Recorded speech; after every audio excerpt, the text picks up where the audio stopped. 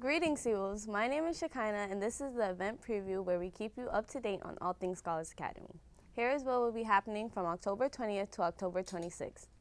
Monday, October 21st, there will be picture day photos being taken for grades 6, 7, 9, 10, and 11 in the theater. There will also be a high school student government meeting from 3:35 to 4:30 in room 106.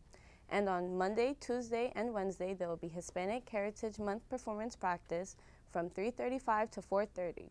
Tuesday, October 22nd, there will be a trip to see Wicked on Broadway from 4 p.m. to 11 p.m.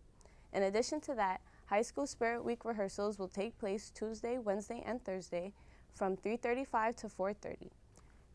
Thursday, October 24th, 8th grade graduation photos will be taken. Reading celebration night will be held from 6 p.m. to 7 p.m. Finally, on Friday, October 25th, there will be Hispanic Heritage Month performance practice from 1 p.m. to 3 p.m.